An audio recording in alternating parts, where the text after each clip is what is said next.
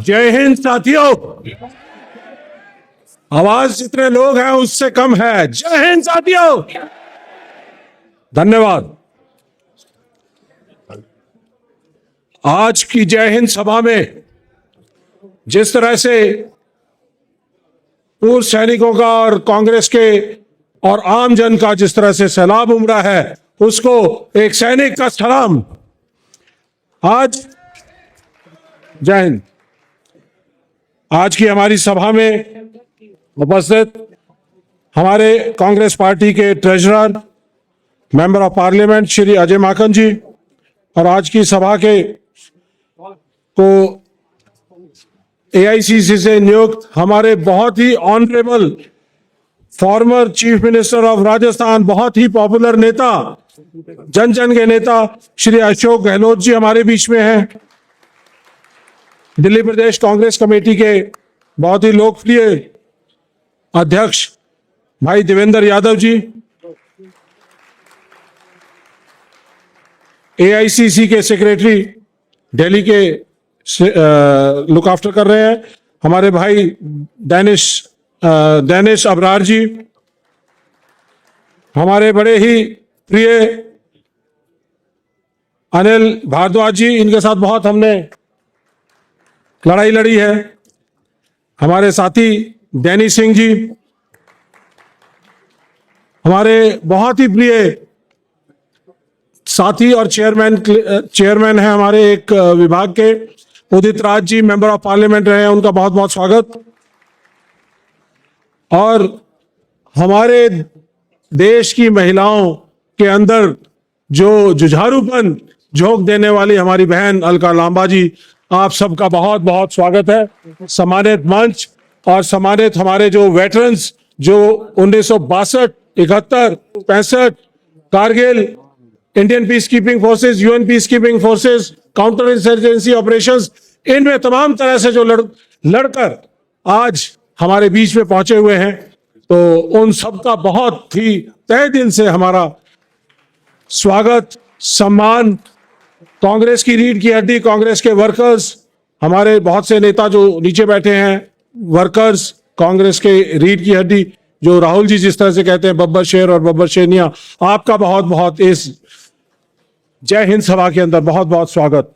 और सभी साथियों का बहुत बहुत स्वागत। सभी लोग समुचित तौर पे आ गए हैं, सबका बहुत बहुत स्वागत। साथियों,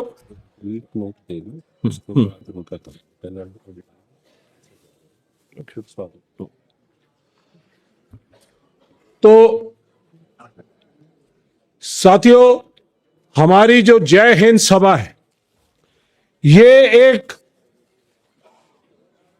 हमारे भारतीय सैनिकों के शौर्य, वीरता, पराक्रम और अदम्य साहस जो उन्होंने दिखाया है इस ऑप सिंदूर के दौरान, 22 तारीख को जो पहलगाम हमला हुआ था, उसके बाद जो ऑप सिंदूर हुआ है, उसके अंदर जो इन्होंने पराक्रम दिखाया है, उसको याद करने के लिए, उसको नमन करने के लिए, उनको सलाम करने के लिए कांग्रेस पार्टी ने जय हिंद सभाएं सब देश में रखी हैं। 16 जगहों पर शुरुआत में ये जय हिंद सभा हो रही,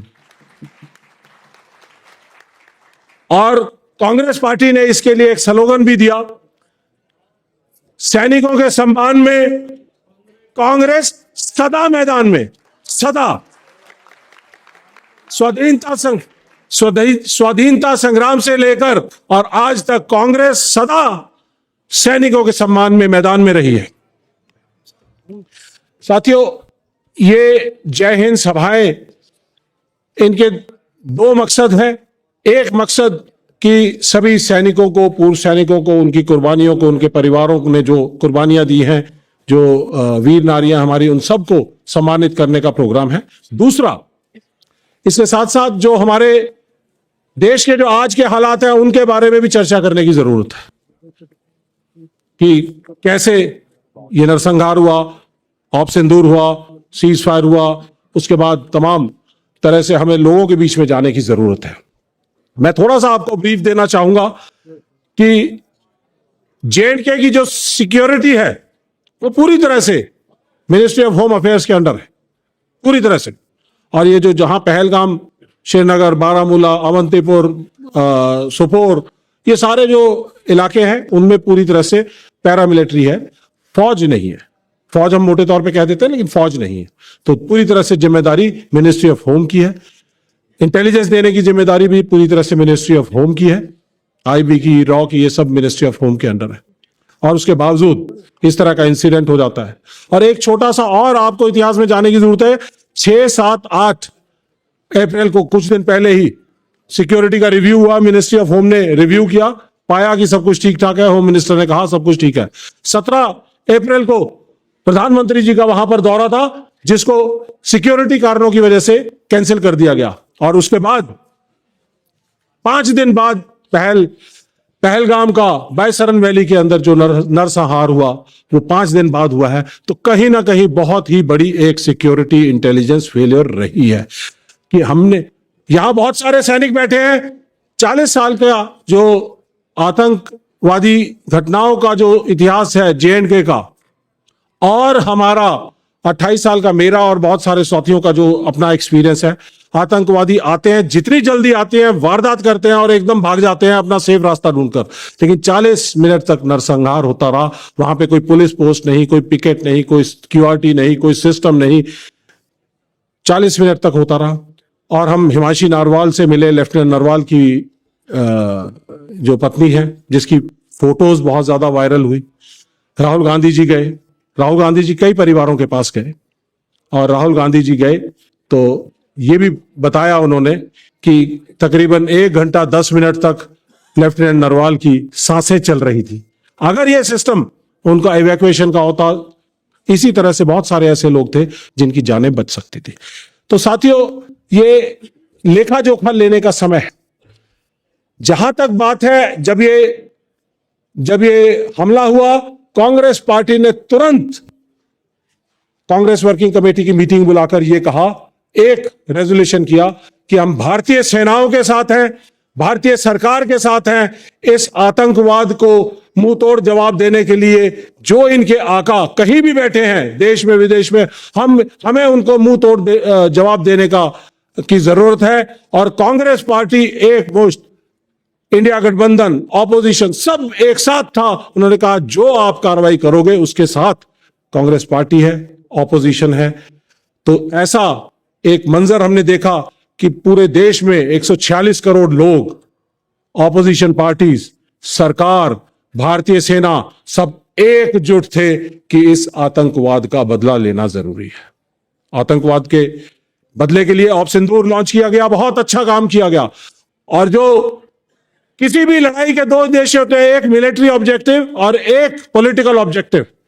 मिलिट्री ऑब्जेक्टिव जो हमारी भारतीय सेनाओं को 6 और 7 की रात को दिया गया, उसको उन्होंने बखूबी अंजाम किया। मैं सलाम करना चाहता हूं कि उन्होंने 9 टारगेट पूरी तरह से ध्वस्त कर दिया।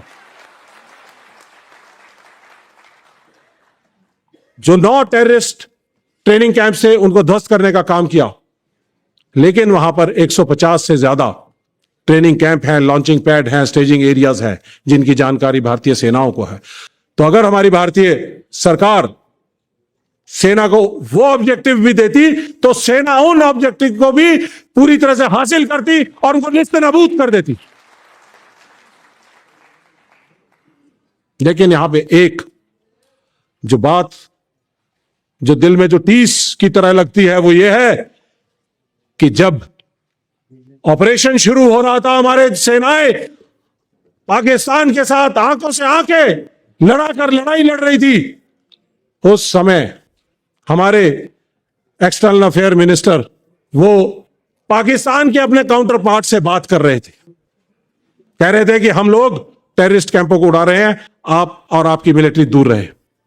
ऐसा हमने नहीं देखा कभी कि अपनी लड़ाई के लिए हम जा रहे हैं और देश की सरकार का एक नुमाइंदा वहां पर बात कर रहा है और कहता है कि हम आ रहे हैं, और उसके आने की वजह से कितना बड़ा हमारा क्या पता क्या नुकसान हुआ क्या नहीं हुआ, यह जानने की जरूरत है।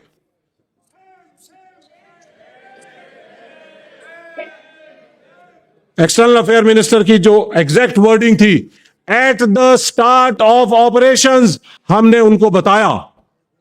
तो इसका मतलब आपने अपने देश की सेनाओं के ऑपरेशंस की सीक्रेसी की, सरप्राइज की डिसेप्शन की, हर चीज की इत्तला उनको दे दी और उनके रडार, उनका इलेक्ट्रोमैग्नेटिक सिस्टम, उनके आर्टिलरी गन, उनकी मिसाइलें सब हमारी तरफ तन चुकी थी।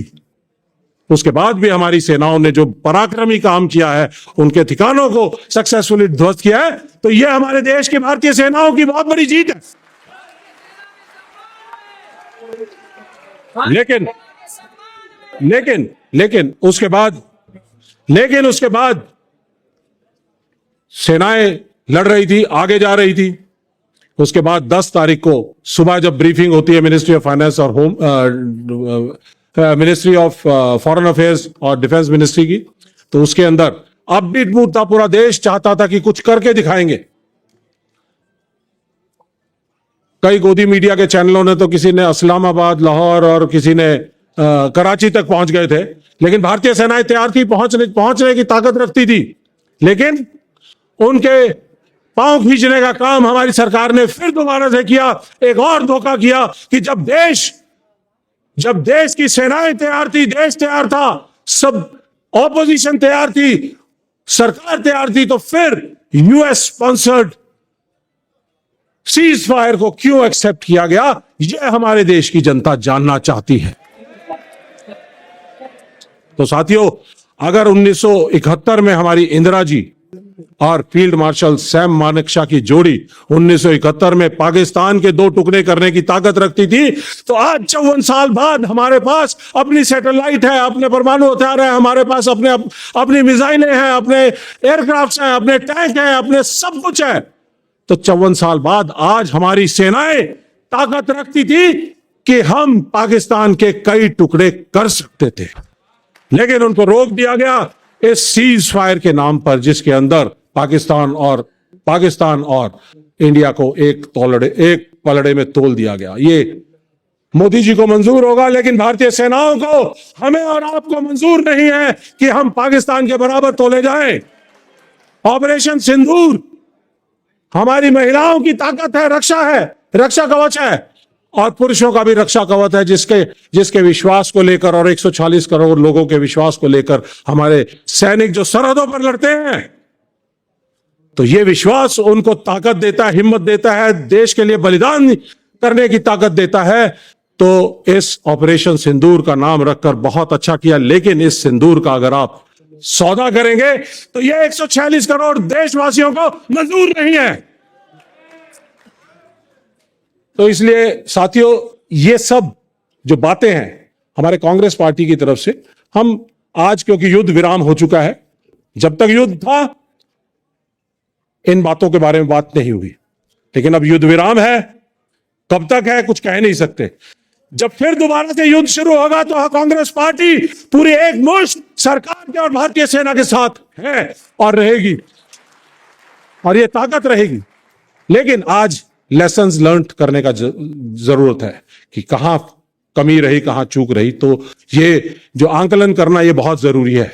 तो इस आंकलन के लिए और लोगों के बीच में जाने के लिए, सैनिकों का सम्मान करने के लिए जन सभाएं, जय हिंद सभाएं की जा रही हैं, पूरे देश भर में हो रही हैं। 16 जगह पे है अभी फिलहाल पहले फेज में, उसके बाद पूरे देश के अंदर और भी जगह होंगी, और हर डिस्ट्रिक्ट ब्लॉक हेडक्वार्टर्स के ऊपर यह किया जाएगा। ये कांग्रेस पार्टी ये पैगाम अपने लोगों के बीच में लेकर जाएगी कि क्या खोया और क्या पाया।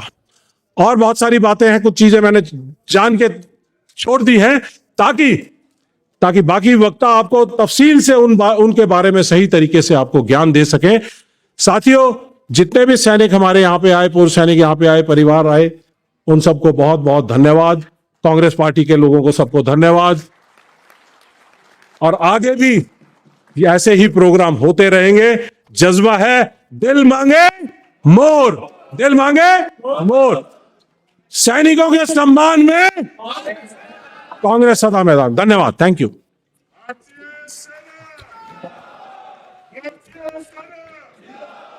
Thank you colonel Rohit Chaudhary ji. आपने ब्रीफ किया कि किस लिए भारतीय सेना के सम्मान में कांग्रेस पार्टी किस तरह से ये जय हिंद सभाएं कर रही है। भारतीय सेना, भारतीय सेना मैं निवेदन कर रहा हूं हमारी अखिल भारतीय कांग्रेस महिला कांग्रेस कमेटी की अध्यक्षा बहन अलका लांबा जी से कि वो अपनी बात रखें। आदरणीय अशोक गहलोत जी, आदरणीय अजय माकन जी, प्रदेश कांग्रेस अध्यक्ष देवेंद्र यादव जी, कर्नल रोहित चौधरी जी और सम्मानित मंच के साथ यहाँ पर पूरे कांग्रेस के एक कार्यकर्ता को ये एहसास होना चाहिए कि पूरी कांग्रेस ने आज ये क्यों फैसला किया कि देश भर में ये सभाएं होनी चाहिए। ये समय की मांग है। क्या चल रहा है देश के अंदर? ऑपरेशन सिंदूर को लेकर जितने निचले स्तर की राजनीति और उसका राजनीतिक लाभ अगर लेने की कोशिश कोई कर रहा है तो वो कोई और नहीं, दुर्भाग्य है देश के प्रधानमंत्री कर रहे हैं। आज उम्मीद की जाती थी कि सबसे पहला काम देश के मुखिया को क्या करना चाहिए था। आज जो शहीद हुए हैं उनके परिवार शहीद का दर्जा मांग रहे हैं, उन्हें शहीद का दर्जा देना चाहिए था। उनके परिवारों के जख्मों पे मलहम लगाने का काम करना चाहिए था। ये काम नहीं कर रहे देश के प्रधानमंत्री, और ये काम कर रहे हैं विपक्ष नेता सांसद राहुल गांधी जी। आज इसी बात से भाजपा पूरी बौखला चुकी है कि क्यों राहुल गांधी जी पहलगाम के हमले के बाद एक नहीं दो बार उसी जम्मू कश्मीर में जाते हैं जहां पर आतंकियों ने हमला किया। एक नहीं 2 बार गए, जम्मू कश्मीर गए, पुंछ गए, कानपुर में हो, हरियाणा में शहीदों की पत्नियों को मिलते हैं, उन्हें विश्वास दिलाते हैं कि उनके साथ अन्याय हुआ है, उन्हें सम्मान मिलेगा। और यही भाजपा बौखलाकर कि राहुल गांधी जी कैसे उस गुरुद्वारे में पहुंच गए, कैसे उन 2 मासूम जुड़वा बच्चे जो शहीद हुए उनके स्कूल के बच्चों पर मानसिक तौर पर कितना कुछ असर हुआ है, उनको वो मिलते हैं। ये संवेदनशीलता है। सर्वदलीय बैठक 2 बार विपक्ष के दबाव में बुलाई गई, लेकिन क्या कारण है प्रधानमंत्री जी? आप दोनों सर्वदलीय बैठकों की अध्यक्षता करने से भागते रहे, और अभी भी जो मांग है कि सर्वदलीय बैठक बुलाइए, उससे प्रधानमंत्री जी आप भाग रहे हैं। आज लोकतंत्र मांग की जाती है कि संसद का सत्र, संसद के दरवाजे खोलिए, ताकि उस संसद के सत्र में 140 करोड़ की आबादी का जो जनप्रतिनिधि सांसद है वो वहां पर एकजुट होकर एक आवाज में पाकिस्तान को बता सके कि ये देश एक था, एक है और एक रहेगा। हम चाहते हैं उस संसद सत्र को बुलाकर जो शहीद हुए हैं सेना के हमारे जवान, जो शहीद हुए, श्रद्धांजलि दी जाए। भाजपा को इस पे भी आपत्ति है। हम सेना का कंधे और पीठ थपथपाना चाहते हैं, क्योंकि इसी सेना ने ऑपरेशन सिंदूर में ही नहीं, आज लोग इंदिरा गांधी को याद करते हैं कि वही इंदिरा गांधी और वही पाकिस्तान था, और वही उसकी 90,000 के ऊपर सेना थी जिसपे हमारी सेना ने, जिसकी सेना को घुटनों पर लाने का काम किया था। आज लोग इंदिरा गांधी जी की याद करते हैं तो भाजपा में बौखलाहट पैदा हो जाती है।